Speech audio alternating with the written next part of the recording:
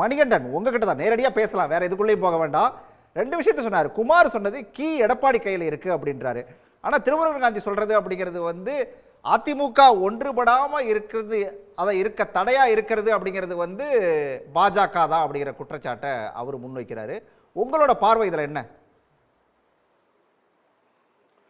அவருடைய பிரச்சாரத்துக்கு எப்படி எந்த இடையூறும் இல்லாம அனுமதிச்சிங்களோ அந்த மாதிரி என்னையும் அதிமுக மேல திருமுருகன் காந்திக்கு எவ்வளோ ஒரு அக்கறை. அதிமுக அதோட அரசியல் வரலாற்றில் நிறைய முறை தனிச்சு போட்டிட்டு இருக்குது. திமுக அது பிறந்த நாள்ல இருந்து ஒரு நாள் கூட தனிச்சு போட்டியிடாத கட்சி. அவர் என்ன பண்ண சொல்லுங்க, திமுக தலைவர்கள்ட்ட போய் கோரிக்கை வைக்க சொல்லி ஒண்ணுக்கு ஒண்ணு மோதுங்க, நீங்க எல்லா கூட்டணி கட்சியும் கழட்டி விடுங்க, அதிமுகவும் தனியா நிக்கட்டும், ஒத்தைக்கு ஒத்த நின்று ரெண்டு திராவிட கட்சியில் யாருன்னு ஜெயிச்சு வர்றதுக்கான ஏற்பாடை அவரை பண்ண சொல்லிட்டு பேச சொல்லுங்க. என்ன மாதிரி சொல்றாரு பாருங்க. பாஜகவை கழட்டி விடணுமா, அங்க 10 கோடி 15 கோடி கொடுத்து எதுக்கு அங்க 2 பேர்த்த வச்சிருக்காங்க, 4% 3% வச்சிருக்கிறவங்கள ஒரு பெர்செப்ஷனல் வார், கூட 2 கூட்டணி கட்சி வேணுங்கிற பெர்செப்ஷனல் வாருக்கு வச்சிருக்கிறாங்க. இது ஒண்ணுங்க. ரெண்டாவது, இது பிஜேபி உடைச்சது போற போக்கிலங்க எல்லாம் கிளப்பிவிட்டு போறது. ஒன்னா இருந்த பாமகவை பனையூர் பாமக, தைலாபுரம் பாமகன்னு உடைச்சது திமுகன்னு அன்புமணி ராமதாஸ் குற்றம் சாட்டி இருக்கிறார். நம்பர் 1. அந்த கட்சியில் ஏற்பட்ட பிரச்சனைக்கு காரணம் திமுக. அதே மாதிரி தேமுதிகவை அவங்க ஆண்டாள் அழகர் கல்லூரி காரணமா வச்சு ஐஜாக் பண்ணிட்டு போய் இன்னைக்கு அரசியல் பண்ணிட்டு இருக்கிறது திமுக.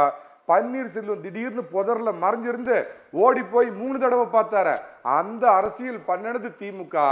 நாளைக்கு ஒருத்தர் ஒரு பல்லு போனவர் அரசியல்ல ரிட்டையர்ட் ஆகிற கேஸ் அதிமுகவால் வாழ்வும் வளமும் பெற்று அதிமுகவை அழிக்க புறப்பட்ட ராஜா. ஒரு முக்கியமான விஷயத்தை உங்க சன் டிவி நான் வைக்கிறேன். நாளைக்கு ஒருத்தர் 9 மணிக்கு நான் ஏதோ மங்கி பாத் என் மனம் திறந்து சொல்ல போகிறேன் அப்படின்னு ரிட்டையர்ட் ஆகிற கேஸ் ஒன்று சொல்லுது இல்ல, அவர்கிட்ட கேளுங்க. 2 நாளைக்கு முன்னாடி ஜெர்மன்ல இருந்து திமுக தலைவர் மரியாதைக்குரிய முதலமைச்சர் ஸ்டாலின் அவர்கிட்ட தொலைபேசியில பேசினாரா இல்லையா? ஒரே ஒரு கேள்விதான் எனக்கு. செங்கோட்டையன் நாளைக்கு என்ன பேச அவர் வந்து மனம் திறந்து பேச போறாருன்னு சொல்லிருக்காரு தவிர என்ன பேச போறாருன்னே சொல்லல. அதுக்குள்ள ஏன் செங்கோட்டையன் மேல இவ்வளோ வன்மம், இவ்வளோ விமர்சனம்? சொல்லட்டுமா என்ன பேச போறாருன்னு சொல்லட்டுமா?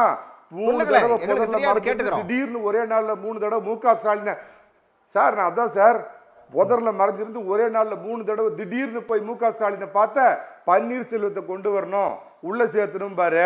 அம்மா ஜெயிலுக்கு போறதுக்கு காரணமா இருந்த சசிகலாவை கட்சியில கொண்டாந்து சேரும் பாரு. முக ஸ்டாலின் முதலமைச்சர் அவர்கள்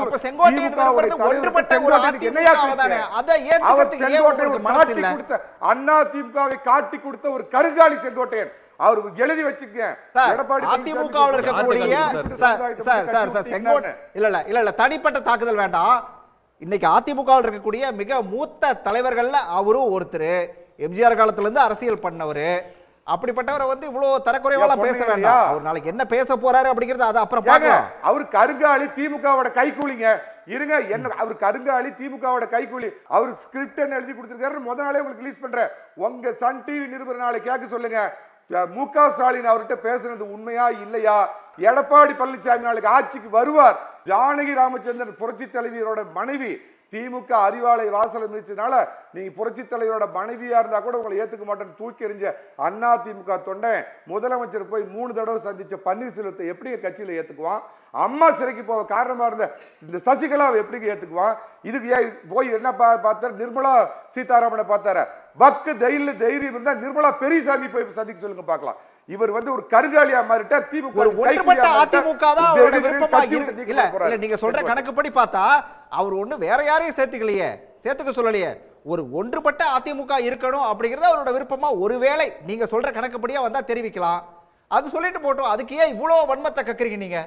பாதிப்பு அவருக்கு அதிகமா வரும். வேற யாராவது பேச்சு எடப்பாடி பழனிசாமிக்கு எதிரான பேச்சாக இருக்கும். பொன்னை இருக்கு சார், ஒரு நிமிஷம் இருங்க. நான் உங்களை பத்தி பேசல, ஒரு நிமிஷம் இருங்க. பொன்னையங்கிற சீனியர் தலைவர் இருக்கிறாரு. எத்தனையோ தலைவர்கள் தங்கமணி, வேலுமணி, சிவி சண்முக யாராவது இந்த குரலை எழுப்புனாங்களா? இவர் எழுப்புறதுல உள்நோக்கம் இருக்குது. கட்சியை திமுக காட்டி கொடுத்த செங்கோட்டையன். நம்ம தொடர்ந்து பேசலாம். இருங்க வரேன். உடனுக்குடன் செய்திகளை தெரிந்து கொள்ள சன் நியூஸ் பெல் ஐகானை கிளிக் பண்ணுங்க.